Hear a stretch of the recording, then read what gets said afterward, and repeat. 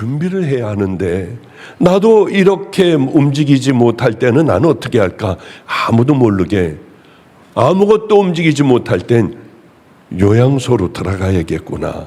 뭐 별의별 그 전까지는 열심히 충성하고 일 저 일 막 열심히 해야 되는데 하는 생각으로 요즘에는 가득 차 있게 돼요. 그래, 그렇게 준비를 해야지. 여러분들도 분명히 그날이 옵니다. 그런데 그게요, 이렇게 세월이 휙 가버릴 줄은 몰랐어요. 이런 날이 저에게 온다고 하는 것은 상상하지도 못했는데, 이제는 좀 아프리카 같은 데 갔다 오면은 뭐 아프리카에서 병이 났는지 모르지만은 이렇게 회복하기도 더디고 이렇게 한 달씩이나 질질 끌고 아프고 있고 여기저기가 예전 같지가 또 않은 거예요. 작년보다. 아, 이런 게 인생이구나. 그런 걸 많이 생각합니다. 엎드려서 뭐 자다가 또 괴로워 누워 있다가 하면서 가끔 예전에 있었던 여러분들도 여러 번 들었던 그런 일들도, 어릴 때의 일들도 많이 생각이 나요. 방주교회 처음 왔을 때 저기 계신 박현식 전도사님이 이렇게 얘기하시는, 우리들의 어머니입니다. 이 위에서 사시죠. 목사님, 꼭 신방 가야 될 때가 있어요. 저는 갑자기 이런 큰 교회 올 줄은 몰랐어요. 큰 교회라고 해도 200명이 안 되는 교회였죠. 하여튼 저에겐 너무나도 벅차고 버려진 사람들과 그저 조금 뭐 이런 분들하고나 목회를 해봤죠. 그래 전도사님이 가자고 하여 가기로 했는데 이름을 듣는데 깜짝 놀랐어요. 김중기. 너무 놀랐어요. 왜냐하면 이 형네는 함경도에서 피난을 와서 저희 아버님이 심호하고 계신 교회에 참석하신 권사님이셨어요. 그런데 이 아들은 소아마비로 한쪽 다리를 완전히 못 썼습니다. 이 형은 다리를 못 쓰는 대신에 손재간이 대단해서 뭘 하기만 하면 그렇게 구슬을 어마어마하게 동네 구슬을 다 모았어요. 그런데 어느 날 목사의 아들 구슬도 갖고 싶었던 모양이에요.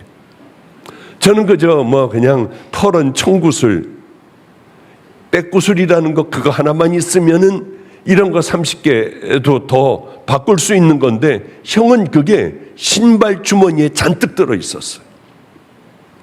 그런데 제 거를 따고 싶었던지요, 저하고 구슬 따먹기를 하자고 했습니다. 형이 무서워서 저는 할 수밖에 없었어요.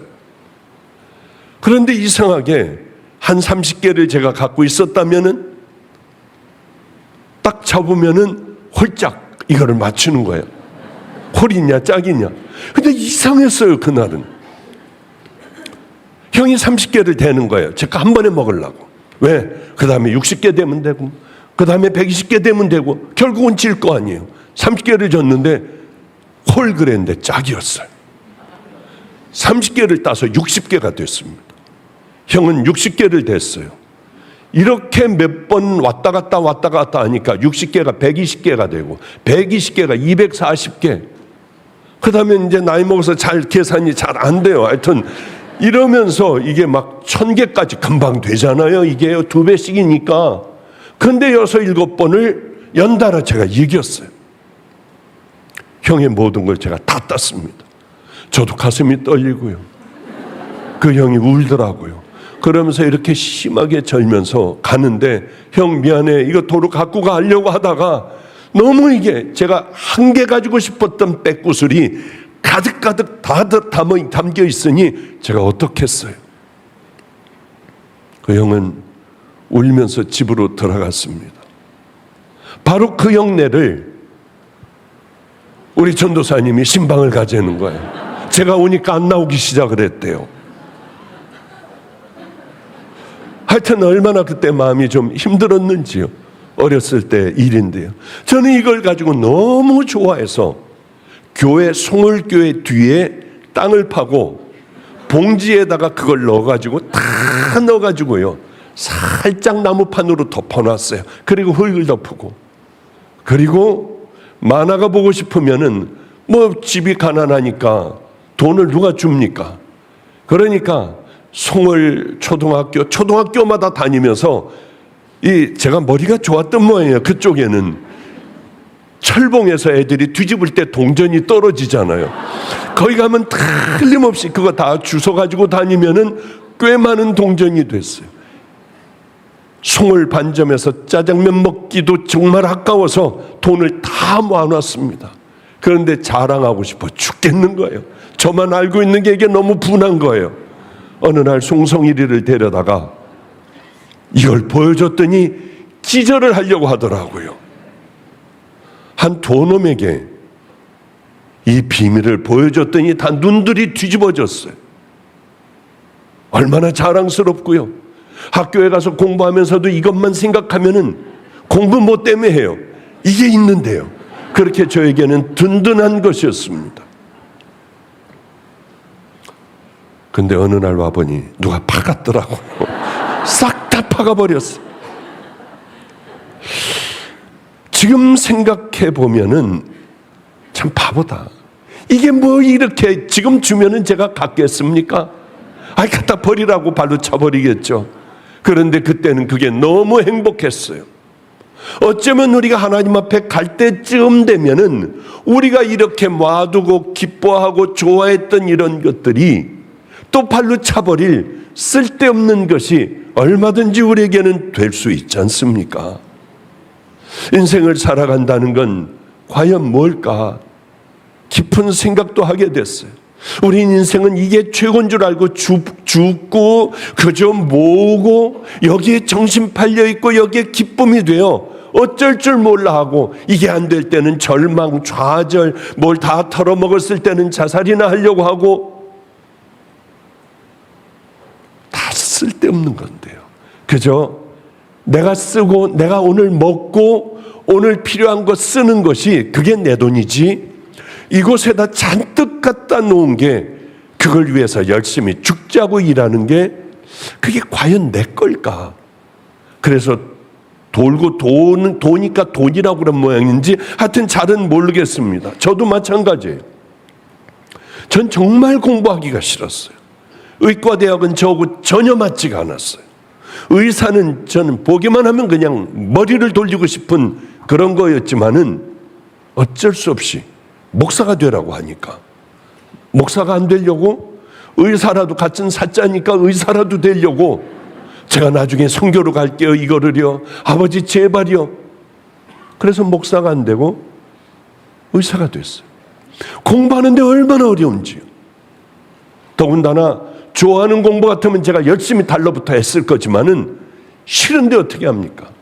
공부 팽팽히 안 하다가 시험 보기 일주일 전서부터 죽어라고 남의 것들 막 복사해가지고 막 보고 외우고 밑줄 친 거, 야야야 이거 빨리빨리 밑줄 좀 쳐줘, 중요한 게 뭐야, 그거 갖다 하고 하면서 간당간당 겨우 넘어간 사람이에요. 싫으니까. 그래서 모든 공부를 드디어 끝냈습니다. 얼마나 행복하겠어요. 이제 그 지긋지긋한 공부 안 해도 돼요. 그런데 주님을 만난 거예요. 주님을 만난 거예요. 공부 다 끝내놓으니까. 그 힘든, 죽어라 하고 공부하며 내 목숨을 걸고 해놨던 그것들이 다 허사가 됐어요. 제가 그거 써먹기는 한 줄 아세요? 주님 만나고 난 후에 다 버렸어요. 다 찢어버렸어요. 단 한 번도 가운 입은 적도 없고 수술해 본 적도 없고 누구에게 이런 처방해 본 적도 없어요. 그냥 죽어라고 이 길만 걸어왔습니다. 제가 했던 모든 공부와 삶들은 다 쓸데없는 거였어요. 그게 목회에 요만큼이라도 도움이 됩니까? 우리 성도님들이 아니라 우리 환자님들 그렇게 설교할 때가 얼마나 많았는지요. 이런 내가 왜 그 의사를 해가지고 이것들이 배어가지고 우리 환자들이 이러고 나올 때마다 얼마나 당황했는지 몰라요. 저에게 아무 쓸데없는 것 가지고 그 많은 세월들을 죽자 사자 공부하고 그렇게 걸어왔던 것 같아요. 자, 시간이 얼마 없으니까 이제 또 다른 소리는 말고 본문으로 들어갈게요. 사도 바울은 여러 명들이 있지만은 그 중에 마음에 둔 너는 내 아들이고 너는 내 대를 이을 거야 하는 디모데라고 하는 신앙의 아들이 있었어요. 믿음의 아들이 있었습니다. 이 아들에게 마지막 편지를 썼어요. 그게 아마 사도 바울의 마지막 편지가 디모데 후서 아마 맞을 거예요. 디모데 후서라고 생각을 해요. 죽음을 예감한 사도 바울이 아들 같은 그렇게 키운 디모데에게 편지를 쓰면서 뒤를 돌아보니 참 기가 막힌 인생인 거예요. 주님을 저도 만나고 죽어라 하고 내 목숨을 걸고 공부했던 거 다 버리고, 그리고 이제 주님을 향해 걸어갈 때 하나님께서는 만나도 내려주시고 매출하게 하늘문도 열리고 홍해도 갈라지겠다 하는 마음으로 믿음의 길을 걸어간다고 걸어가는데 아무것도 열리지 않고 뭐 되는 게 없더라고요. 얼마나 힘들었는지요. 13년이라는 세월이요. 포기하고 살았던 그런 기억도 있어요. 왜 나를 부르셨을까? 더 똑똑하고 더 잘하고 더 외향적이고 한 사람들이 얼마나 많을 텐데 왜 나 같은 걸 불러서 이렇게 이 아이들하고 함께 살게 하며 이 아이들도 하나도 구원 못하는 왜 그런 삶을 나를 택하셔서 살게 하셨을까? 그런 생각을 많이 했어요. 별의별로 뭐 추억이 많습니다.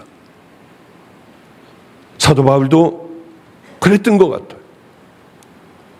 하나님의 길을 가면서 이제 모든 길들이 열릴 줄 알았는데 40에 하나 감한 매, 아마 40대쯤 때리면 죽든지 그랬던 모양입니다. 5번이나 맞았어요. 태장, 채찍으로 때리는 거 죽을 뻔했어요. 태장도 3번 맞았습니다. 배가 파손해서 죽을 뻔한 게 3번이나 돼요. 그것뿐입니까? 돌로 맞고 뭐 하여튼 수없이 죽을 고비를 넘기고 뭐 광야의 위험, 동족의 위험, 이방인들의 위험, 뭐 별의별 어려움을 다 당했습니다. 옥에는 수도 없이 많이 갇히고요. 지나온 삶을 가만히 뒤를 돌아보며 회고를 했어요. 그런데 말이에요, 죽음을 예감하게 됐습니다. 나도 이제 곧 죽겠구나 하면서 관제와 같이 벌써 내가 부음을 이제 받을 때가 됐고 내가 떠나야 될 그 날이 다가왔다고 디모데에게 얘기합니다. 관제와 같이 부음이 되고, 그러니까 빌립보 교인들에게 내가 너희들의 믿음과 봉사 헌신을 해왔는데 너희들 믿음과 그 봉사 헌신 위에 내가 관제가 되어 내 피를 너희들 죄물 위에 다 쏟아 부을지라도 나는 성도들과 함께 마음이 이렇게 기쁠 수가 없다. 이렇게 편지를 해요. 대부분의 사람들은 보면은 열심히 모으느라고, 열심히 그저 모으느라고 일평생을 다 바치는 사람들이 얼마나 많은지 몰라요. 쓸 줄을 몰라요. 그리고 마지막 때에 가서야 자기를 위해 쓰지 못하고 귀하고 선한 일에 쓰지 못한 것을 후회하는 사람들을 참 많이 봤어요. 방주교회에 제가 담임으로 있을 때 노숙하는 분들을 잘 섬겼습니다. 그런데 어느 날 경찰서에서 찾아오고 신문 기자들이 막 찾아오고 난리가 난 거예요. 그게 뭔 일이야? 왜들 이래? 했는데 노숙하는 분이 이만한 보따리를 늘 가지고 다니면서 베고 자기도 하고 도인천 있는 데서 자기도 하고 우리한테 와가지고 늘 밥을 먹기도 하고 하는 노숙자가 그때 8천만 원인가요? 그 안에 8천만 원이 들어간 거예요. 8천만 원을 비고 이것 가지고 참 행복한 거예요. 나는 8천만 원이 있어. 너희들하고는 달라 하면 하나, 그의 삶은 역시 노숙자였죠. 이것 가지고 쓰려고 하는 생각은 조금도 안 하고 가지고 다니면서 행복한 거예요. 길거리에서 자고. 그런데 이걸 잃어버렸어요. 누가 가져가 버렸어요. 그래서 경찰들이 정말이냐 아니냐 하는데 어떤 사람이 그걸 주워다가 경찰에다가 갖다 줬습니다. 그래서 그 노숙자가 돈을 찾게 되었어요. 그리고는 그 이후에는 그 사람을 봤다고 하는 사람은 아무도 없었습니다. 이분은 많은 걸 가지고 있었지만은 어쩌면은 평생 그 힘든 겨울에 죽어가면서도 길거리에 자며 이걸 끌어안고 늘 살았어요. 아마 그 삶을 바꾸지는 못했을 거다 하는 생각을 하며 그 노숙자를 기억하며 우리가 다 이 세상에 이렇게 살아가는 게 아닌가, 이런 삶을 살며 우리는 행복해하는 것 아닌가. 이번 주에는, 요천 주에는 열이 그렇게 많이 나서 누워있다가 예전에 동인천역에 지하에 그 노숙하는 사람들 밥도 좀 먹이고, 이 사람들 예배 오면은 사람들이 기뻐하지 않아요. 냄새가 나니까. 그래서 노숙하는 사람들만 모여서 예배 드릴 수 있고, 또 죽어가고 아프고 힘들고 한 사람을 그저 한 3명 정도는 이렇게 살 수 있는 칸을 해놓고, 그래, 이 쓰레기 같은 곳이 깨끗하게 치우고 이 리모델링을 하면 아름다운 것이 되겠구나. 하나님, 꼭 여기에서 많은 귀한 이 믿음의 자녀들이 태어나 노숙하는 사람을 돌볼 수 있는 그런 하나님, 그것이 되게 해주세요. 여러분에게도 공모 좀 할게요. 그것 이름을 좀 줘주세요. 이름을 아무리 생각을 해봐도 뭐로 해야 할지 이게 잘 모르겠더라고요. 그냥 여러분들 뭐 이렇게 우리 교육자들에게 이런 이름 어떠냐, 이런 이름 어떠냐 하고 여러분 전화번호를 적어 놓으시면은 제가 가장 아끼는 성경책이나 아니면은 우리 방에 있는 십자가를 꼭 드리도록 할게요. 어쨌든 간에 그곳에서 거지 같은 것을 치우며 거기는 이제 아름답게 변화되어 가고 있어요. 여기에 얼마나 많은 노숙하는 사람들이 와서 지내고 예배드리고 또한 먹고 병원에서 회복을 하고 깨끗하게 씻고 나갈 수 있는 그런 시설들을 이제 만들기 시작을 했습니다. 그게 너무 기쁘더라고요. 그래서 몸이 아픈 가운데도 동인천역으로 나아가 그 밑에 들어가 참 이것저것 둘러보며 그 참 마음이 기뻤어요. 하나님, 100명이 와서 한 명이 하나님을 받아들이고 믿음의 자녀가 된다면 하나님, 여기는 승리하는 곳이에요. 그러니 자녀들이 와 이 사람들을 스스로 돌볼 수 있는 꼭 은혜를 베풀어 주셔야 하고, 여기에만 머무는 게 아니라 마가의 다락방에도 와서 뜨겁게 찬양하며 하나님을 섬길 수 있는 믿음의 용사들이 여기서 나오게 해달라고 기도했습니다. 많은 관심을 가져주시고요. 지나가다 들려서 좀 물품도 좀 갖다 주시고요. 우리 아직도 지금도 제가 지금 요즘에는 잘 챙기질 못해서 그랬지만은 노숙하는 분들 밥을 해줄 때 하루에 닭이 100kg가 들어갔어요.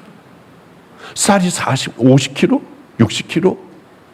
우린 그렇게 밥을 해줬어요. 이제 모든 지원이, 여러분들이 해주시는 지원들이 딱 끊어져서 참 이렇게 그래도 열심히 잘 섬기고 있지만은 마음이 있는 분들은 돼지고기가 그렇게 필요하다고 해요.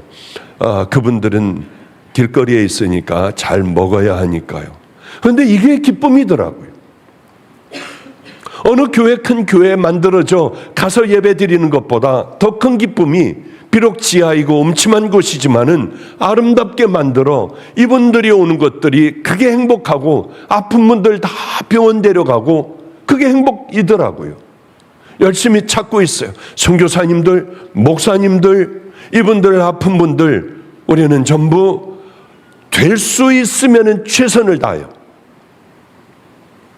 병원에 모시고 가 이도 치료해드리고, 하여튼 무엇이 됐든 간에 아무것도 할 수 없어 치료도 못 받고 그저 이 통증으로 고통당하는 분들, 병원에 가야 하는데 수술 못하는 분들, 우리는 다 내놔 그분들을 싹 다 좀 치료해주는 거대한 일들에 다 동참해야 된다 해가지고 그 일들을 이제 계획하고 시작을 하고 있어요. 감리교 뭐 그런 것 상관없이요.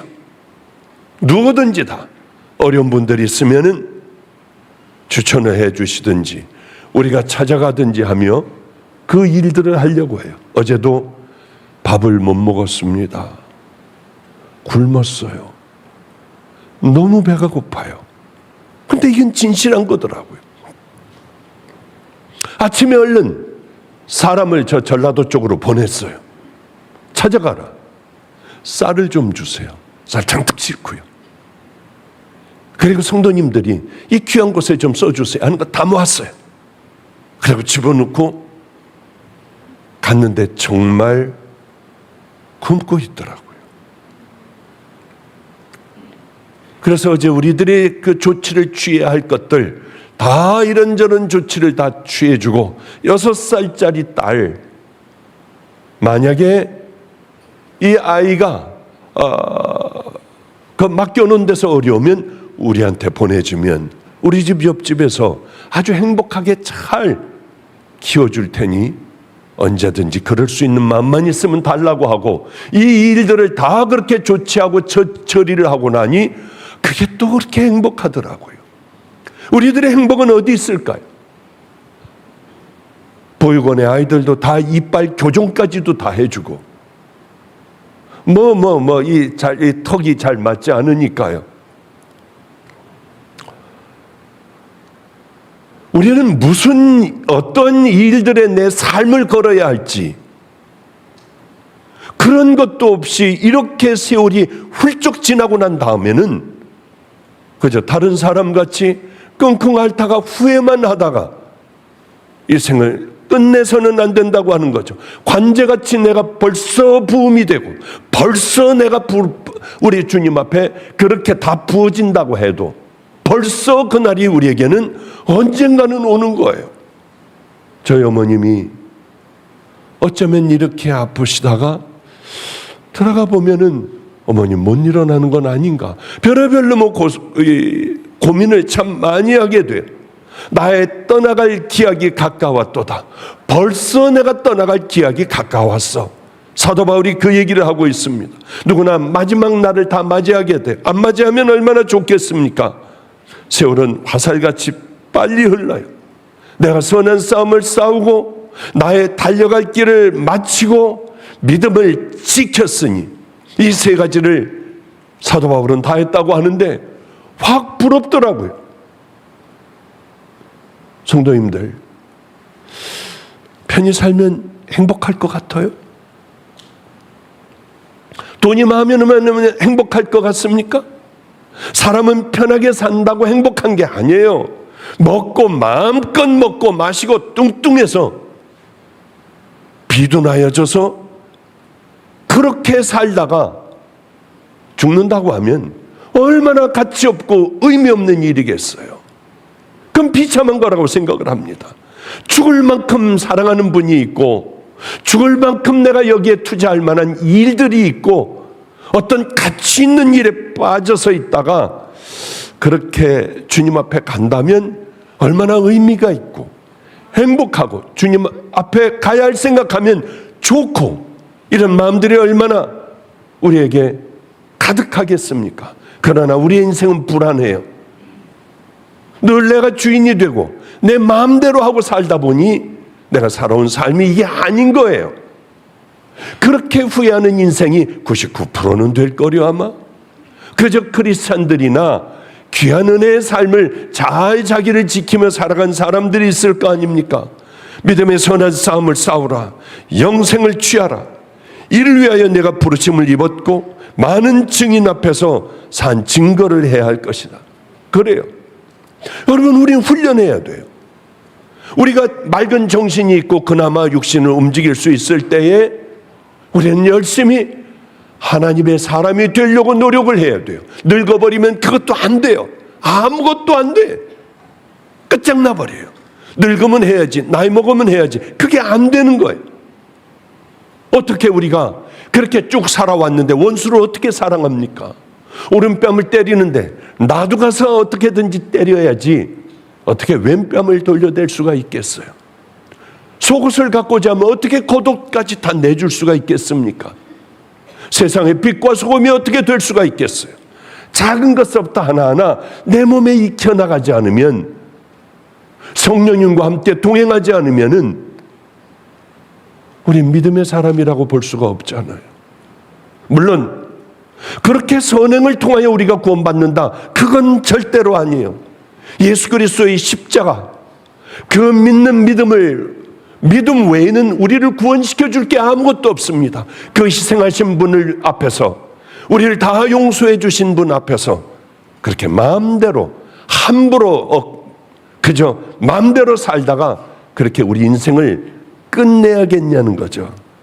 저는 참 이 말이 우리 마음에 담아둬야 할 말씀이라고 생각해요. 나는 나의 달려갈 길을, 나는 선한 싸움을 싸우고 달려갈 길을 마치고,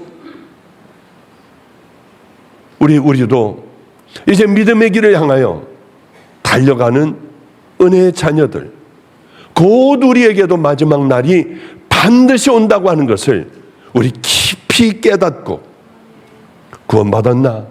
십자가 앞에 내 죄를 날마다 털어놓고요, 믿음의 길을, 순종의 길을 하루하루 살아가며 우리의 그날을 준비하는 우리 믿음의 귀한 성도들 되시기를 주님의 이름으로 축복합니다.